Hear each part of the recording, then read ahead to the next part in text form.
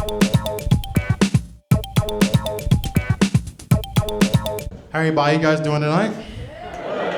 All right, good to hear. Well, first off, I'd like to say my name is Marcellus Cox. I'm a comedian, just in case you don't know me. I've lived in LA my whole life, and the one thing I've noticed the most is that in LA, it's known for its glamour and its glit, but it's also known as a dangerous city for its gang activity.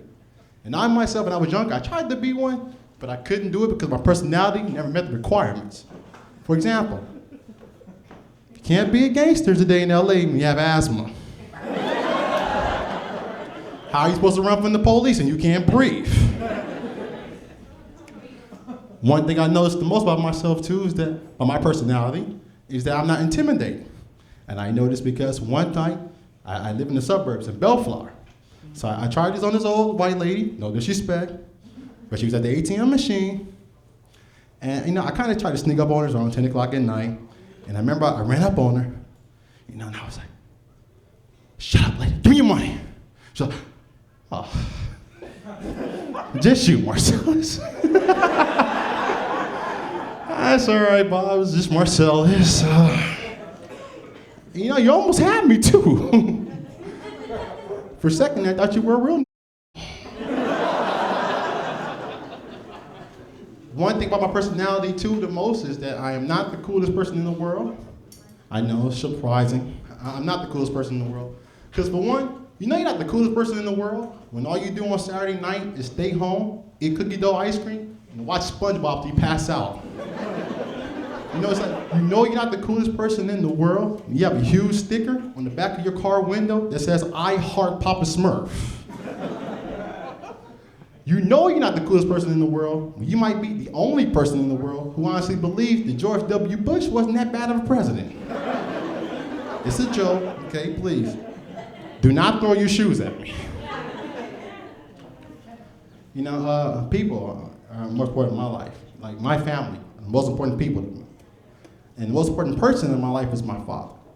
And my father is the kind of man, he doesn't like to lie to people. He doesn't lie about anything. And sometimes I kind of wish he would, because to tell you the truth hurts. I'll give you a perfect example. I remember one night I was with my dad, and we were sitting down in the living room and watching TV.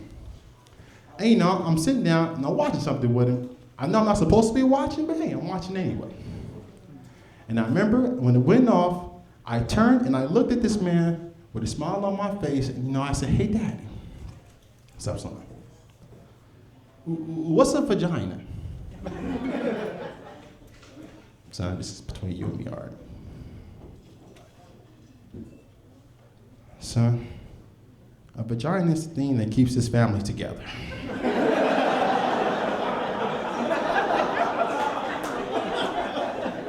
Because if your mother didn't have it, you two are on your own.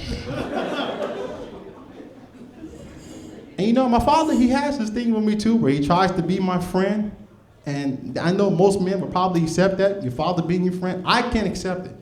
Because for one, your friend's not supposed to treat you like trash. I mean, perfect example, like, how many friends do you know would steal the tags off the back of your car and put it on theirs? And didn't have the nerve to look at you straight in your face and say, I didn't know it was yours.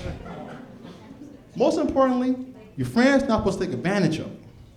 And that's what my father does to me a lot. Perfect example, my 21st birthday. And I'm pretty sure everybody in here is over 21, right?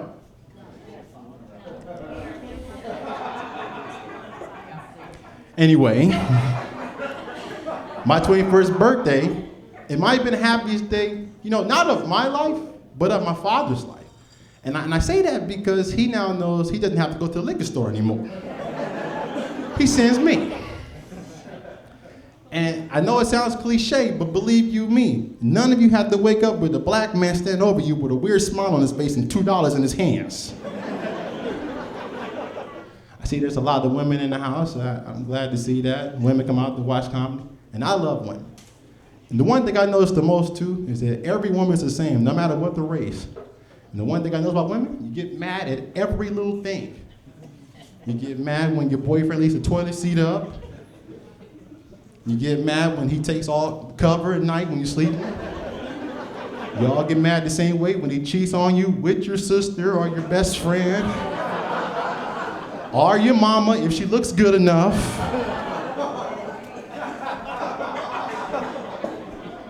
I'm just saying, it's the truth. And can no woman in here deny it?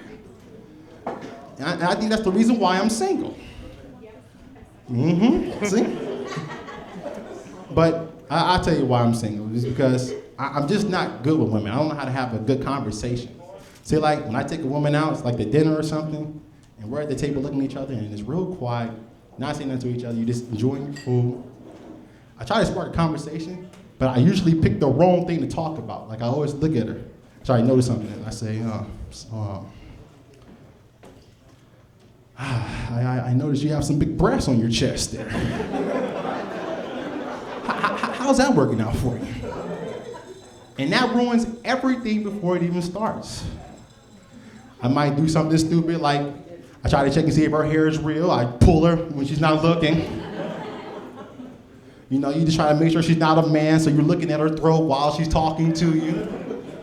And I mean, when you seriously see her talking, the whole time she's looking at you while you're looking at her like, no, you're not real.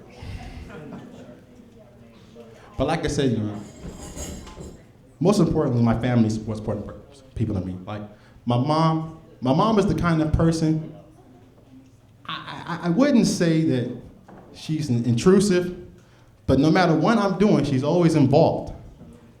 Like, for example, I remember one time, I was on the phone and I was talking to my friend, you know, about going to meet this girl tonight. You know, I'm like, yeah, man, I'm gonna go check out this girl. We're gonna see what's cracking tonight. Get it going. You know what I'm saying? Stop the store, get some rubbers. And the whole time I'm talking, she's at the door listening.